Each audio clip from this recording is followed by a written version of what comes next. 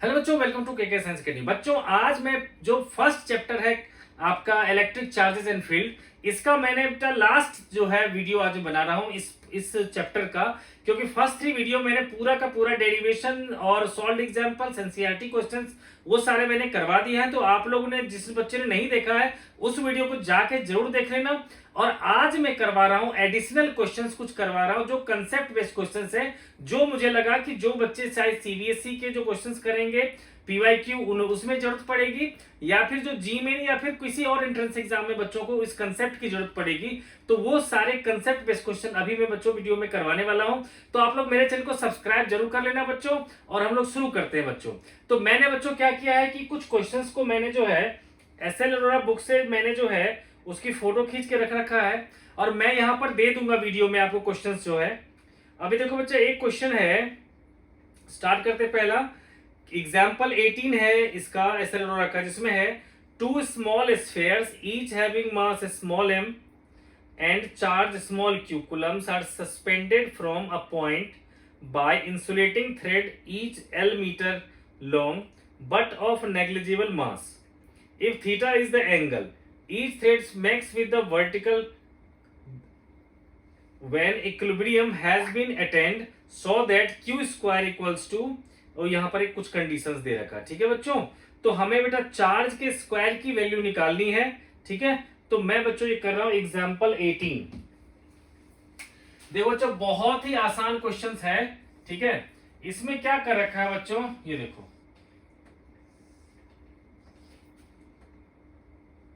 ये देखो बेटा, दे रखा है आपको थीटा एंगल।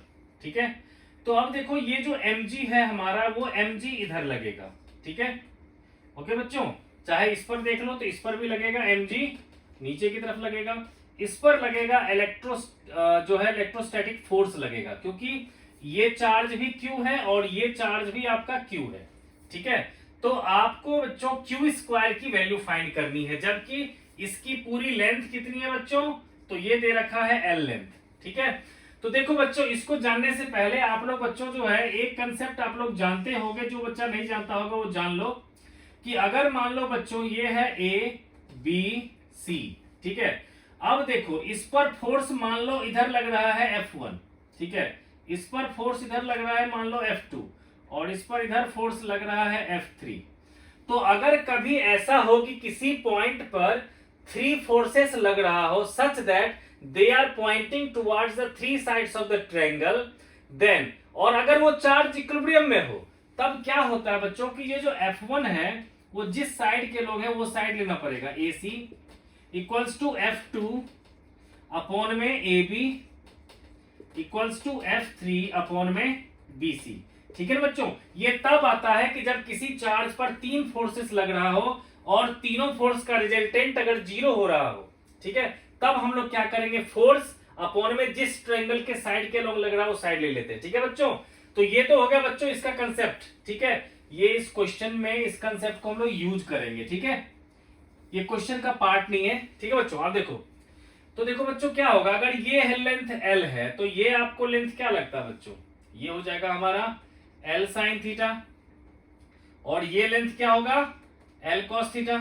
तो मान लेते हैं बेटा कि ये ट्रायंगल है हमारा। ठीक है, तो इस ट्रायंगल में देखो हम लोग क्या लगा सकते हैं कि FE अपॉन में L sine theta equals to mg upon में L कॉस थीटा, और अगर चाहिए तीसरा तो टेंशन भी ले सकते हैं, तो आ जाएगा T/L, लेकिन हमारा काम इसी दोनों से हो जाएगा। ठीक है बच्चों, देखो यहाँ L और L कैंसिल हो गया। ठीक है, तो इसका मतलब क्या हो गया, FE इक्वल्स टू हो गया mg इंटू टेन थीटा।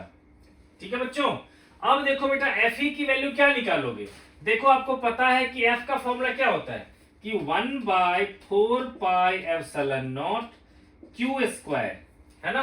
अब देखो ये अगर L साइन थीटा है तो ये भी होगा L साइन थीटा, है ना बच्चों। तो दोनों के बीच की डिस्टेंस क्या हो जाएगा, 2L साइन थीटा का square. This is equals to क्या होगा, mg इंटू साइन थीटा, या टेन थीटा ही सीधा लिख लेते हैं जो लिखा हुआ था, mg इंटू टेन थीटा। ठीक है, तो अब बच्चों हमें क्यू स्क्वायर की वैल्यू निकालनी है, तो क्यू स्क्वायर इक्वल्स टू हो जाएगा 4 पाई एप्सिलॉन नॉट, ये क्या हो जाएगा बच्चों 4l square sine square theta, 4l square sine square theta into mg tan theta. ठीक है बच्चों, तो यही हमें प्रूफ करना है।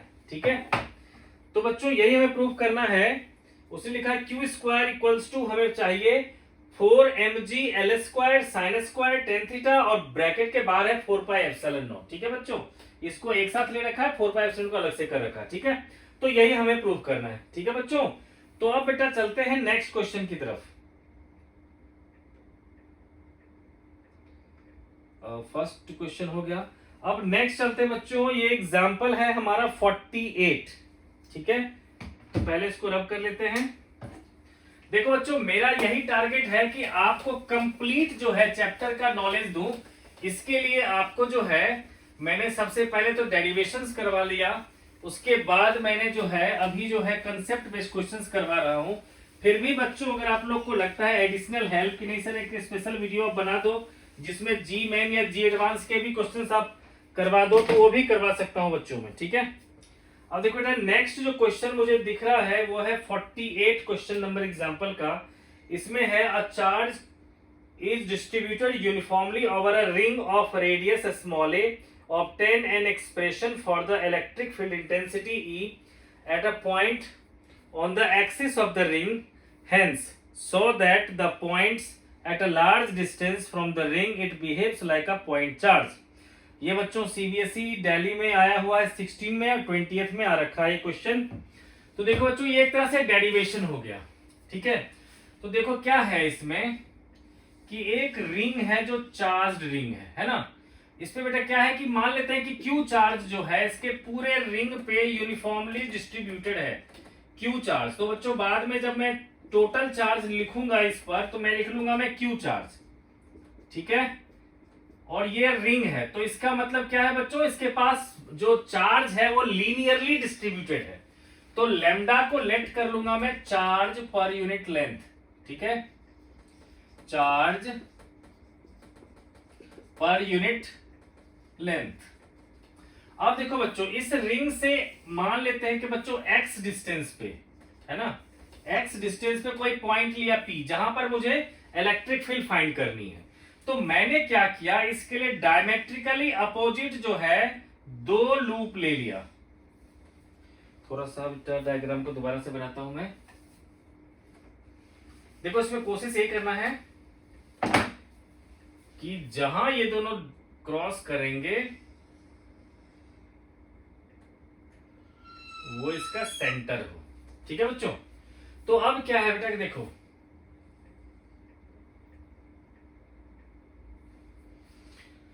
ओके, तो देखो बेटा ये जो डिस्टेंस दिया मैंने ये क्या दिया कि ये जो डिस्टेंस है हमारा ये क्या है x। यहां तक का डिस्टेंस क्या है बच्चों, x डिस्टेंस है। ठीक है, और देखो ये जो रेडियस है इसका a, मान लेते इसका रेडियस है a। ठीक है, तो मैंने डायमेट्रिकली दो एलिमेंट ले लिया। ये देखो ये वाला पोर्शन, जैसे अगर चाहो तो आप लिख सकते हो ए बी और सी डी। ये देखो बच्चों डायग्राम में आपको इक्वल नहीं दिख रहा, ये मान के चलो बच्चों इक्वल ही है। ठीक है ना, मतलब एक रिंग था, रिंग के मैंने ऊपर जैसे रिंग होता है ना बच्चों, तो रिंग में जो है मैंने क्या किया, ये एलिमेंट और ये एलिमेंट डायमेट्रिकली अपोजिट वाले मैंने ले लिए। ठीक है, जिसका लेंथ ले लिया बच्चों dl। ठीक है, तो अब इसके कारण मुझे इलेक्ट्रिक फील्ड को फाइंड करनी है। ठीक है, तो आप लोग कंफ्यूजन ना हो इसलिए बच्चों फिलहाल जो है ए समझा चुका हूं मैं, लेकिन ए को हटा देता हूं। इस एक्स को समझा चुका हूं कि ये डिस्टेंस क्या है एक्स, और इसको अभी हटा देता हूं। ठीक है, ताकि आप लोग को ज्यादा कंफ्यूजन ना हो। ठीक है, तो अब मान लो बच्चों कि ये जो हमारा इलेक्ट्रिक फील्ड जो है इसको भी थोड़ा सा और चिपका देता हूं मैं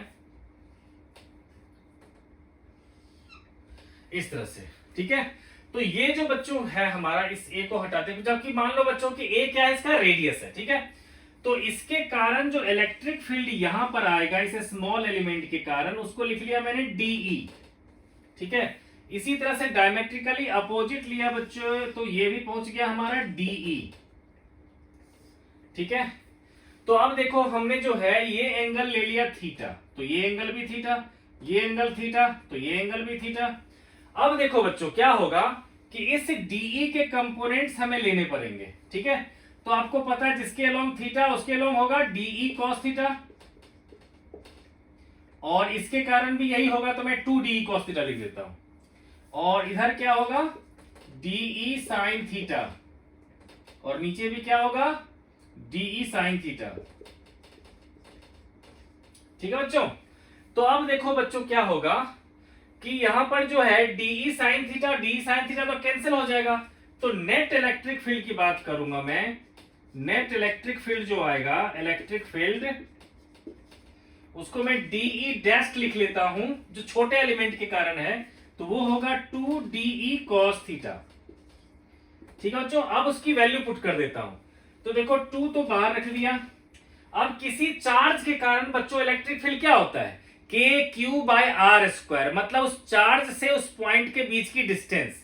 तो मैं K की जगह पे लिखने वाला हूं 1/4πε0 और Q, तो देखो मैंने पहले कह दिया था लेमडा है हमारा चार्ज पर यूनिट लेंथ, और ये लेंथ अगर मान लो बच्चों ये डीएल लेंथ लिया मैंने, तो इस पे चार्ज कितना होगा लेमडा इंटू डीएल, अपॉन में ये डिस्टेंस होगा a² प्लस x² का अंडर रूट, है ना, a² प्लस x² के अंडर रूट का स्क्वायर, तो ऐसा ही लिख देता हूं, ठीक है। इनटू लिखेंगे बच्चों cos थीटा।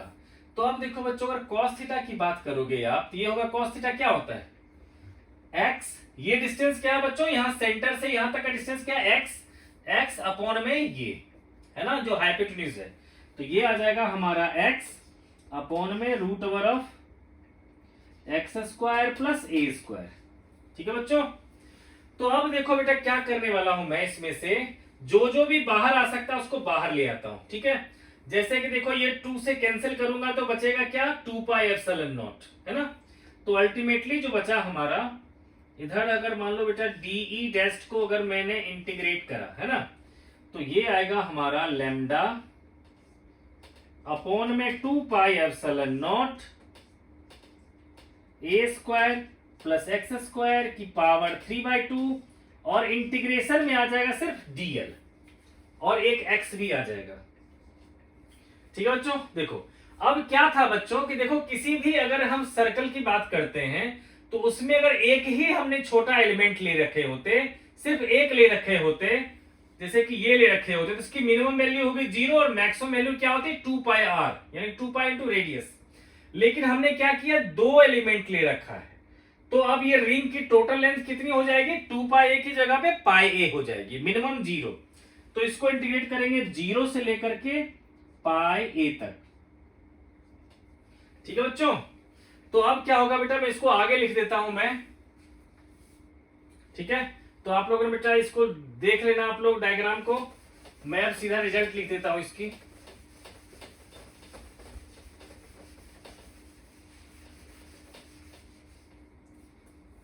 तो इससे क्या आ जाएगा बेटा, ये डीई डैश को मैंने लिख लिया नेट इलेक्ट्रिक फील्ड ई, ये कितना हो जाएगा हमारा लेमडा x बाय 2πε0, है ना, और यहां है हमारा a² प्लस x² की पावर 3/2 इंटू, अब देखो बच्चा हमारा ये क्या dl का इंटीग्रेशन क्या होगा πa, तो यहां पर लिखूंगा मैं πa माइनस 0, ओके।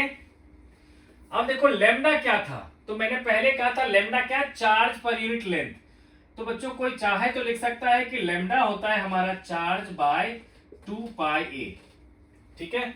तो मैं क्या करने वाला हूं नेक्स्ट स्टेप में, लेमडा की जगह पे लिखने वाला हूं q/2πa इंटू x अपॉन में 2πε0 इंटू a² प्लस x² की पावर 3/2 इंटू πa, ठीक है बच्चों।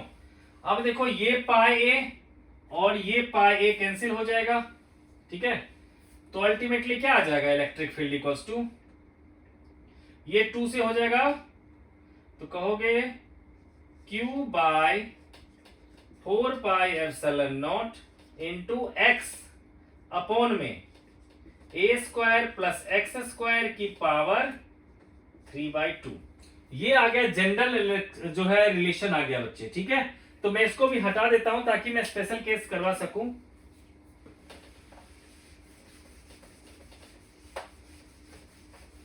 देखो बच्चों, तो ये आ गया हमारा, ये सिचुएशन क्या था बच्चों, तो देखो ये सिचुएशन था हमारा कि ये जो है कोई चार्ज जो है चार्ज रिंग था जिस पर चार्ज Q जो है यूनिफॉर्मली डिस्ट्रीब्यूटेड था।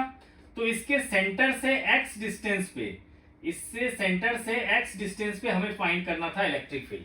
तो ये बच्चे ये आ गया। अगर कहेगा उसके सेंटर पे निकालो, सेंटर पे निकालने के लिए कहेगा तो क्या करेंगे, x को 0 कर देंगे तो इलेक्ट्रिक फील्ड क्या होगा, 0। और बिल्कुल हो भी जाना चाहिए, क्यों बच्चे, क्योंकि इसके कारण इलेक्ट्रिक फील्ड इधर, इसके कारण इलेक्ट्रिक फील्ड इधर कैंसिल करेगा, इसके कारण इधर, इसके कारण इधर कैंसिल करेगा, है ना। तो सेंटर पे हो जाएगा इलेक्ट्रिक फील्ड 0। लेकिन हमसे क्या कह रखा है स्पेशल केस में कि if the point is so far, if the point is so far, point is so far, मान लो बच्चों ये x जो है वो बहुत दूर है, ठीक है। तो ऐसे में एक्स स्क्वायर की वैल्यू तो ए स्क्वायर से और भी ज्यादा हो जाएगी। तो ऐसे हम क्या करेंगे, ए स्क्वायर को इग्नोर कर देंगे, ठीक है बच्चे।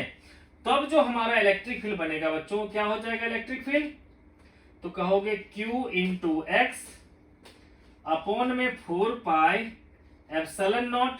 अब देखो यहां एक्स स्क्वायर की पावर हो जाएगा 3/2, मतलब x की पावर 3, x की पावर क्या होगा बच्चे, 3। तो एक x कैंसिल हो जाएगा, है ना।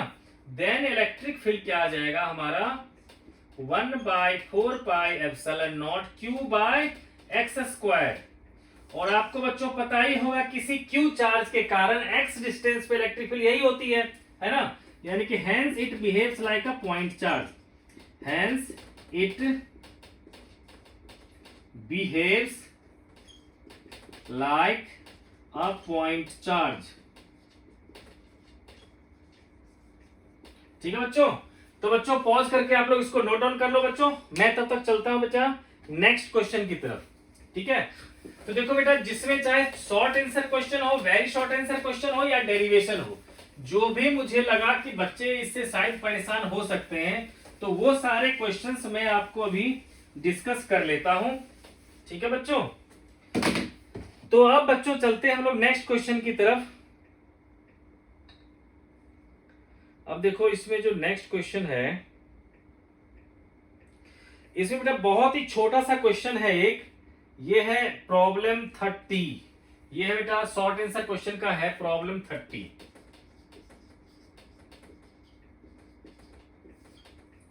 इसमें कह रखा है कि देखो एक डायग्राम दे रखा है,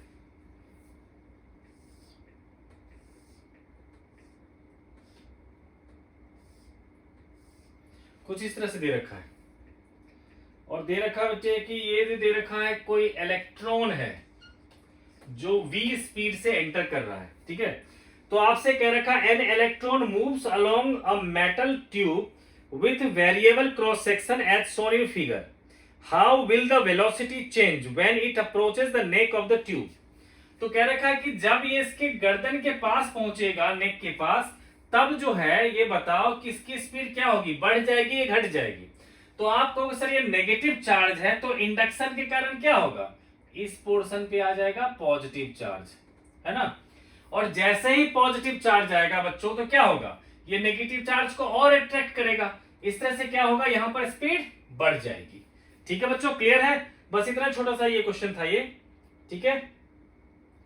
अब बेटा जी जो है इसको हटा देते हैं। ऐसे बेटा मैंने कहा जो short answer, very short answer, जो भी क्वेश्चंस हैं वो हर तरह के क्वेश्चंस मैंने जो है ले रखा है आपके लिए। अब देखो बेटा एक क्वेश्चन है इसी तरह का है कुछ हद तक, ये है प्रॉब्लम 48।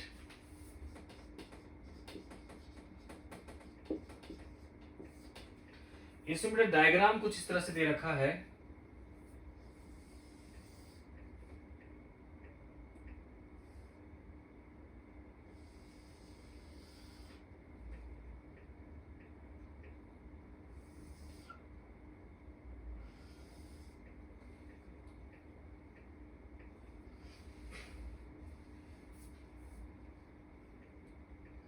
देखो बच्चों क्या है कि एक और ले लेते हैं हम लोग।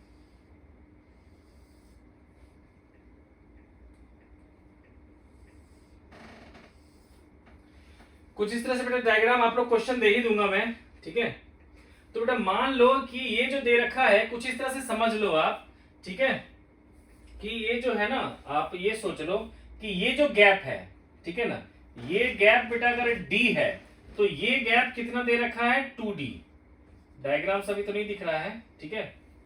तो बच्चों ये मान के चलो d है तो ये है 2d, ये पॉइंट है a और ये पॉइंट है b, ठीक है।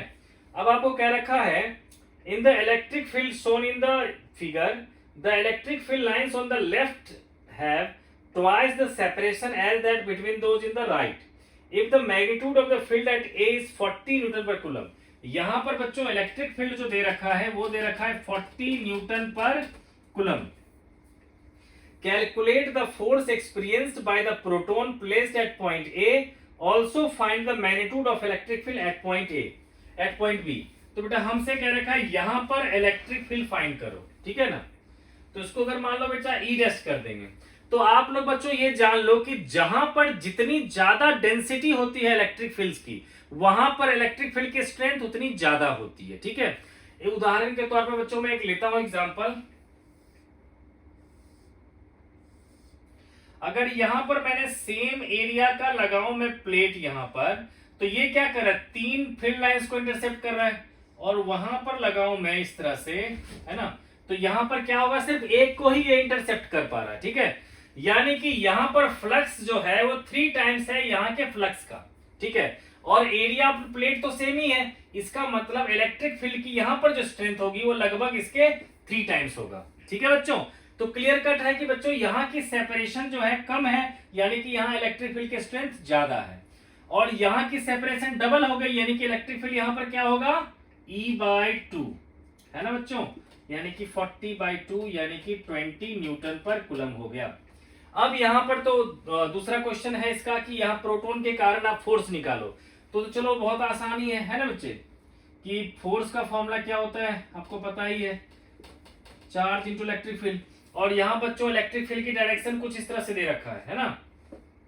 तो आपको पता है कि प्रोटॉन क्या है हमारा, पॉजिटिव चार्ज होता है 1.6 10⁻⁻19, और इलेक्ट्रिक फील्ड है हमारा 40, है ना। तो इसके कारण बच्चों फोर्स जो लगेगा वो इलेक्ट्रिक फील्ड की डायरेक्शन में ही लगेगा, है ना, और इतना न्यूटन का लग जाएगा, ठीक है बच्चों। तो बेटा चलते हैं नेक्स्ट क्वेश्चन पे, ठीक है। ये सारे क्वेश्चन आसान आसान से ही है बच्चों, लेकिन कंसेप्ट बेस्ड था क्वेश्चन, इसीलिए मैंने आप लोग के लिए ये क्वेश्चंस लेके आया हूं और करवा रहा हूं। तो अब देखो बेटा नेक्स्ट क्वेश्चन है कि है हमारा ये क्वेश्चन, ये है बेटा प्रॉब्लम नंबर है 16। नेक्स्ट है हमारा प्रॉब्लम 16। इसमें क्या रखा, 2 small identical electric dipoles AB and CD, each of dipole moment P are kept at an angle 120 degree to each other in an external electric field E pointing along the x-axis as shown in figure 1.123। तो बच्चों यहां figure भी दे रखा है। तो बच्चों electric field मान के चलो आप, इलेक्ट्रिक फील्ड इधर, क्योंकि पॉजिटिव एक्स एक्सिस के लोग क्या रखा है। अब एक है हमारा AB और CD, है ना।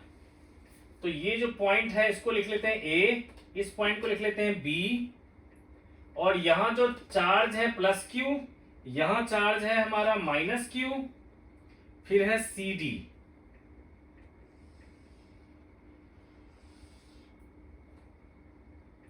ये है हमारा +Q और ये है हमारा -Q, ठीक है। और ये जो एंगल दे रखा है इसके और इसके बीच में, ये है 120 डिग्री, ये इतना डायग्राम में दे रखा है, ठीक है बच्चों। फिर पूछ रहा है dipole moment of the arrangement find करना है, और टॉर्क कितना लगेगा उसका सिर्फ मैग्नीट्यूड बताना है, ठीक है बच्चों। तो देखो बेटा आप लोग को पता है कि डायपोल जब लिखते हैं हम लोग -Q और +Q लिखते हैं ना, और बीच की सेपरेशन अगर D है तो dipole moment P equals to क्या होगा Q इंटू D। अगर 12 होता है लेंथ तो 2L लिख लेते हैं, लेकिन इसकी डायरेक्शन हमेशा क्या होता है, हमेशा नेगेटिव टू पॉजिटिव। डायपोल की डायरेक्शन हमेशा क्या होगी, नेगेटिव टू पॉजिटिव। देखो बेटा ये जो डायपोल है इसकी डायरेक्शन क्या होगी, इसके अलोंग होगी, और ये देखो डायपोल ये नेगेटिव से पॉजिटिव, यानी कि इसकी डायरेक्शन ऊपर की तरफ होगी, है ना।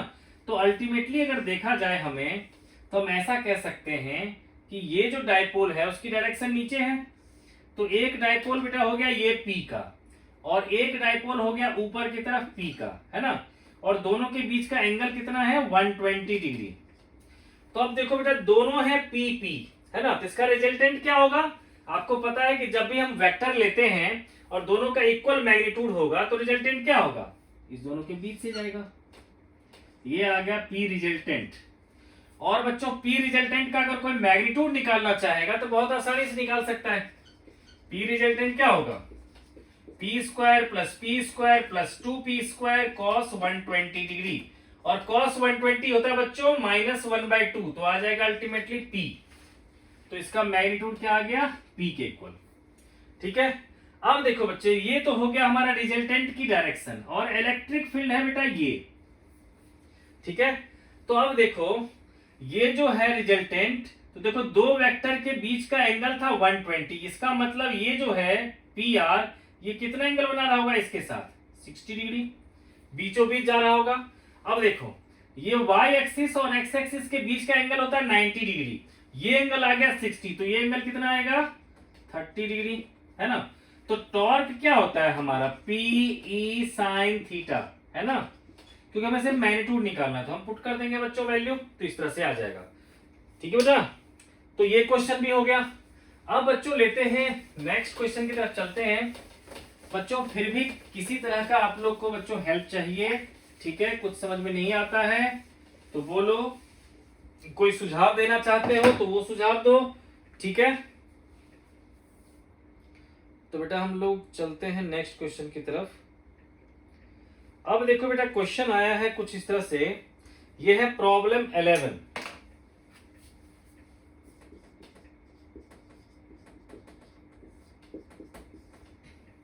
इसमें कह रखा है plot the graph showing the variation of coulomb force F versus 1/r²। मतलब आपको फोर्स वर्सेस 1/r² के बीच में आपको ग्राफ ड्रॉ करना है, जबकि r डिस्टेंस बिटवीन देम है, ठीक है।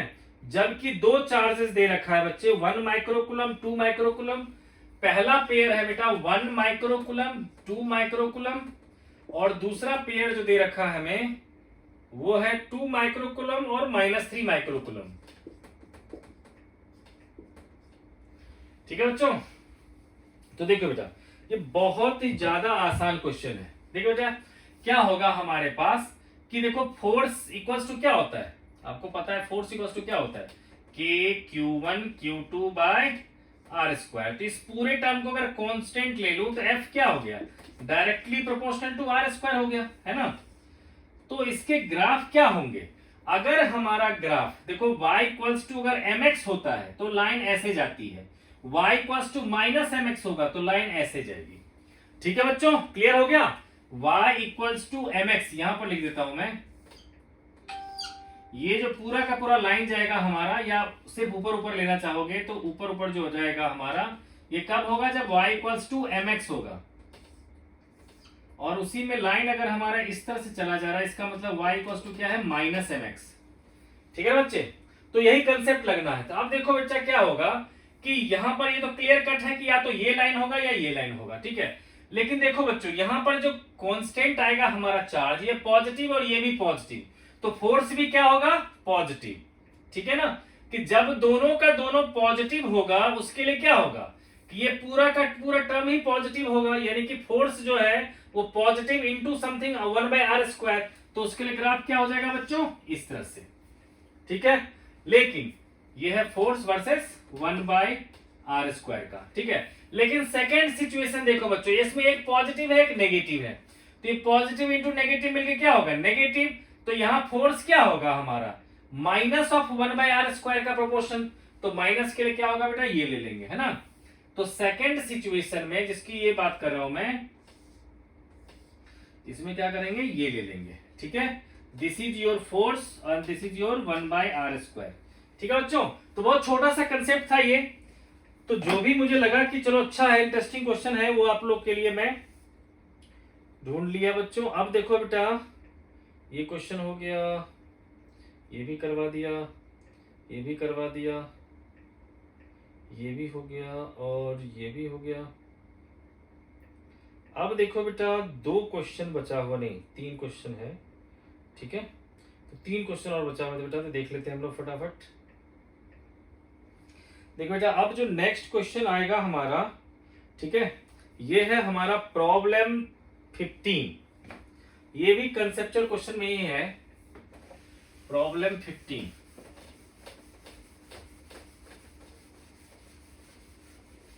ये बच्चों डाइपोल मोमेंट से रिलेटेड ही है। ये है प्रॉब्लम 15। देखो बच्चों, ये क्वेश्चन बहुत ही आसान क्वेश्चन है, बट देखने में लगता है थोड़ा सा टिपिकल टाइप का देखने में लगता है। तो देखो बेटा, इसको करके देखते हैं।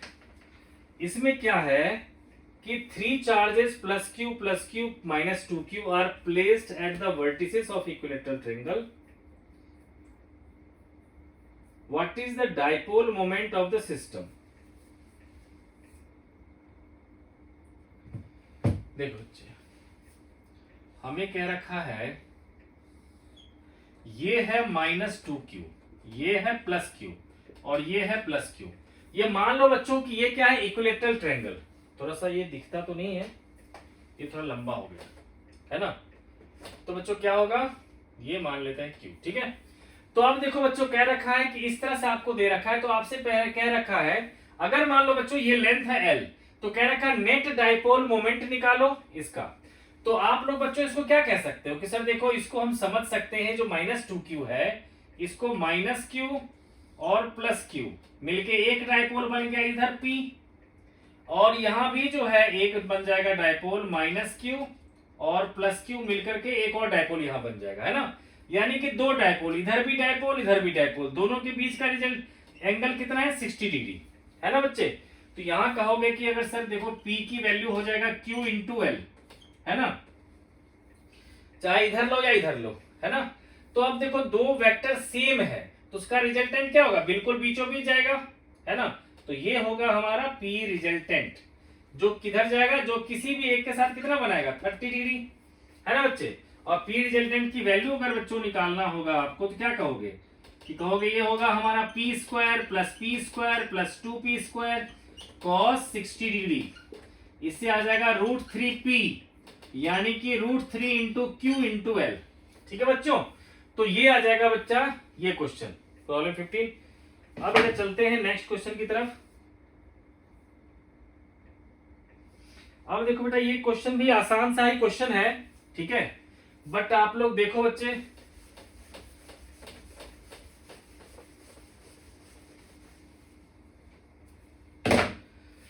ये है हमारा प्रॉब्लम 19।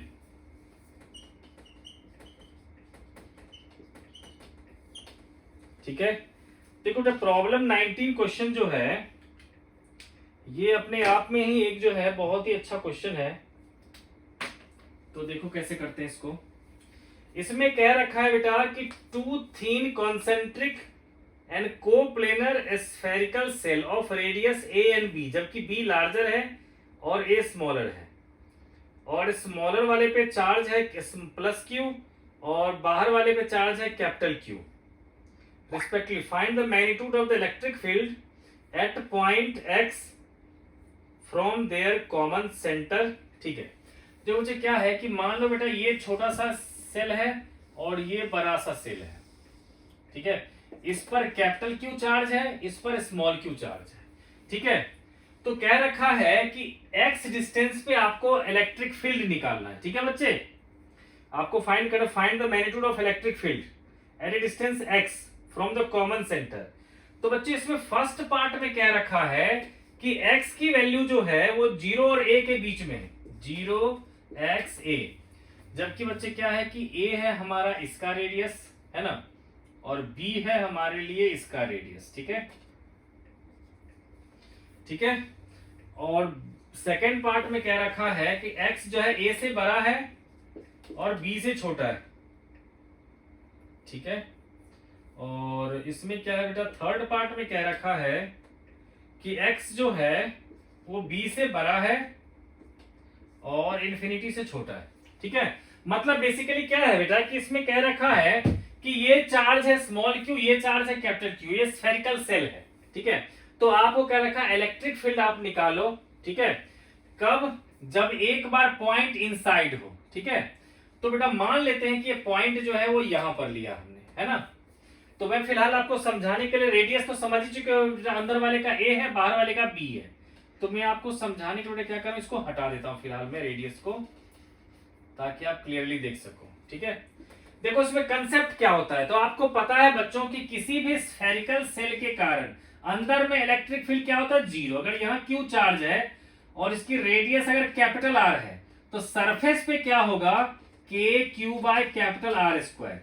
और कहेगा बाहर किसी पॉइंट पे निकालो आर डिस्टेंस पे, तो क्या होता है, K Q by small R square, है ना बेटा। बाहर में होगा K Q by small R square, क्योंकि स्मॉल आर डिस्टेंस है। सरफेस पे होगा K Q by capital R square, क्योंकि उसका रेडियस कैपिटल आर है। और अंदर में होगा इलेक्ट्रिक फील्ड जीरो। तो इसी कंसेप्ट से बेटा एक बार लेके चलते हैं। मान लो पॉइंट है ए, जो अंदर में जहां पर हमें फाइंड करना है। तो ये तो देखो बेटा दोनों के ही अंदर में ही है ना। बड़े वाले के भी अंदर में, छोटे वाले के अंदर में। तो क्या होगा हमारा, ई ए की वैल्यू आ जाएगी बेटा जीरो। अब सेकंड पार्ट करते हैं। ठीक है बेटा, तो अब ए को हटा, क्योंकि देखो ये क्या है, सारा का सारा चार्ज इसके स्फेरिकल सेल पे होगा, ये स्मॉल क्यू, और बड़े वाले के, तो कभी भी उसके अंदर में इलेक्ट्रिक फील्ड क्या होती है, जीरो। ओके बेटा, तो अब देखो बेटा इसको हटा करके अब मैं ले रहा हूं सेकंड सिचुएशन, कि ये ले रहा हूं पॉइंट। तो देखो ये आ गया गॉसियन सरफेस। ठीक है ना, तो इस गॉसियन सरफेस मान लो ये पॉइंट लिया बी।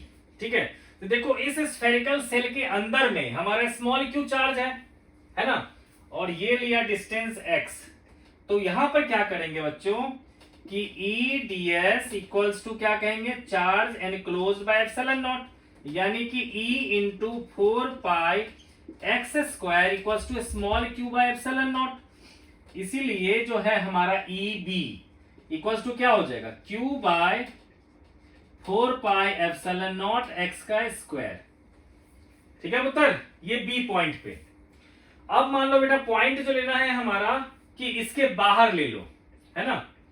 तो देखो बेटा इसको बाहर, अगर इसके बाहर लेना है हमें, तो देखो मान लेते हैं बेटा कि बाहर के लिए तो आपको पता है कि पॉइंट चार्ज की तरह बिहेव करता है ना। तो इसको मैं फिलहाल जो है इसको दोबारा से बना लेता हूं कि ये मान लो बेटा छोटा वाला था, ये मान लो बड़ा वाला था, और पॉइंट जो लेना है वो बिल्कुल बाहर है। देखो यहां पर स्मॉल क्यू, यहां कैपिटल क्यू, है ना। और ये जो डिस्टेंस लेना है मुझे एक्स लेना है। ठीक है बच्चों, तो क्या कह सकते हो फिर आप फिर क्या कहोगे बच्चों, यही कहोगे कि सर देखो इसके केस में देखो बेटा ये तो होगा ही कि E into 4 pi X square तो आएगा ही आएगा। अब नेट चार्ज जो इसके अंदर एनक्लोज्ड हो गया है ना बेटा, ये बेटा x लिखा है मैंने डिस्टेंस सेंटर से इसका, इस पॉइंट का, इसको लिख लिया सी पॉइंट। तो ठीक है, तो this is equals to charge enclosed में क्या हो, कैपिटल क्यू और स्मॉल क्यू दोनों आ जाएगा, कैपिटल क्यू और small Q by epsilon naught. तो इलेक्ट्रिक फील्ड क्या आ जाएगा, capital Q plus small Q by 4 pi epsilon naught X square. ठीक है बच्चों, तो ये भी बेटा एक कंसेप्ट बेस्ड क्वेश्चन था, इसको मैंने करवा दिया।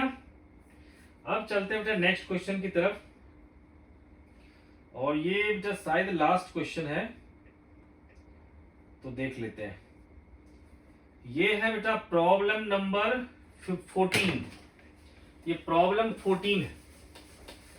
इसमें बेटा इलेक्ट्रिक फील्ड और इलेक्ट्रिक पोटेंशियल दोनों की बात कर रहा है। तो अभी तो मैंने आप लोग को इलेक्ट्रिक पोटेंशियल नहीं पढ़ाया है, तो मैं सिर्फ इसमें से इलेक्ट्रिक फील्ड वाला पार्ट जो है मैं आपको करवाऊंगा। देखो बेटा इसमें डायग्राम दे रखा है, हमारे दो डायग्राम दे रखा है। ये है problem 14।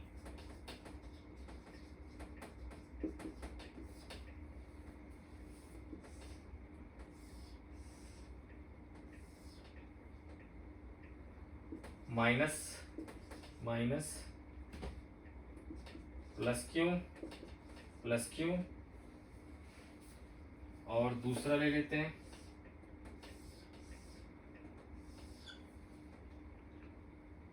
Minus Q plus Q plus Q minus Q. देखो बेटा इसमें कह रखा है कि स्क्वायर है, मान चलो बच्चों ये स्क्वायर है, ठीक है। तो कह रखा है इसके सेंटर पे दोनों के केस में बताओ कि क्या इलेक्ट्रिक फील्ड में कोई चेंजेस आएगा या दोनों अरेंजमेंट में सेम इलेक्ट्रिक फील्ड आएगा। ठीक है बच्चों, देखते हैं। तो देखो बेटा ये नेगेटिव चार्ज है, उसके कारण इलेक्ट्रिक फील्ड का क्या होगा, इस डायरेक्शन में होगा E1। ये भी नेगेटिव चार्ज, उसके कारण इलेक्ट्रिक फील्ड क्या होगा E2 इसी डायरेक्शन में। ये देखो पॉजिटिव चार्ज है, तो पॉजिटिव चार्ज के कारण फील्ड उससे दूर जाएगा, तो इसको मैं कह लेता हूं E4। और ये जो पॉजिटिव चार्ज है उसके कारण इलेक्ट्रिक फील्ड क्या होगा, वो भी इससे दूर जाएगा, तो इसको कह लूंगा मैं E3, है ना बच्चों। अब देखो क्या है कि सबके लिए जो मैग्नीट्यूड निकालोगे इलेक्ट्रिक फील्ड का वो क्या होगा, K इंटू क्यू बाय ये डिस्टेंस क्या होता है L/√2 का स्क्वायर, L/√2 का स्क्वायर, है ना बच्चों। तो सबके लिए वही आएगा, है ना, चाहे E1 हो या E2 हो या E3 हो, कुछ भी हो, सबके लिए क्या होगा बच्चों, सेम होगा। तो देखो इसमें क्या होगा, दो हमारा इलेक्ट्रिक फील्ड इधर, दो इलेक्ट्रिक फील्ड इधर, तो रिजल्टेंट इलेक्ट्रिक फील्ड क्या हो जाएगा, इसके बीचों बीच। ठीक है बेटा, ये तो था फर्स्ट डायग्राम। अब देखो मैग्नीट्यूड तो यहां भी वही सेम आएगा, लेकिन देखो बच्चों यहां पर क्या होगा, ये देखो पॉजिटिव चार्ज, देखो पहले इसकी बात करते हैं, ये नेगेटिव चार्ज, इसके कारण इलेक्ट्रिक फील्ड क्या होगा, उसी की तरफ होगा, है ना बेटा। ये जो लिया मैंने कि देखो इसमें देखो इसके कारण इलेक्ट्रिक फील्ड ऊपर की तरफ, उसी की तरफ, और इसके कारण इलेक्ट्रिक फील्ड जो है नीचे की तरफ। ठीक है, अब देखो ये जो पॉजिटिव चार्ज है उसके कारण इलेक्ट्रिक फील्ड उससे दूर, और ये जो पॉजिटिव चार्ज है उसके कारण इलेक्ट्रिक फील्ड इससे दूर, है ना। इसको कहो तो E2, इसको कहो तो E4। वैसे थोड़ा सा डायग्राम में लग नहीं रहा है, तो मैं बेटा फिर से बना देता हूं इसको, E2 एंड E4। ठीक है बच्चों, अब देखो क्या है बच्चों कि E1 E2 E3 E4 सबका मैग्नीट्यूड सेम है ना। तो देखो यहां पर जितना इधर लग रहा है इलेक्ट्रिक फील्ड उतना इधर भी लग रहा है, तो नेट क्या होगा 0, इधर भी नेट क्या होगा 0, इसलिए इस केस में क्या होगा, इलेक्ट्रिक फील्ड हो जाएगा 0, और इस केस में इलेक्ट्रिक फील्ड क्या होगा, नॉन जीरो। ठीक है बच्चों, तो पूछा था कि क्या इलेक्ट्रिक फील्ड में कोई फर्क आएगा या सेम होगा दोनों अरेंजमेंट में, तो क्या कहोगे, इसमें नेट इलेक्ट्रिक फील्ड कुछ ना कुछ आ जाएगा, और इसमें नेट इलेक्ट्रिक फील्ड क्या होगा, 0 हो जाएगा। ठीक है बच्चों, तो बच्चों इसी तरह से मैं क्या करूंगा, हर चैप्टर का बच्चों पूरा का पूरा डेरिवेशंस करवाऊंगा, रिलेटेड न्यूमेरिकल्स साथ साथ भी करवाता जाऊंगा, और बाद में एक जो भी कंसेप्ट बेस्ड क्वेश्चन है, ताकि आपका short answer, very short answer, और जो ऑब्जेक्टिव के लिए जो कंसेप्ट की जरूरत पड़ती है वो सारा का सारा बच्चों भी आपके लिए जो है ना वो क्लियर हो जाए। तो बच्चों मेरे चैनल को सब्सक्राइब कर लो, हम लोग मिलते हैं नेक्स्ट चैप्टर पे नेक्स्ट वीडियो में।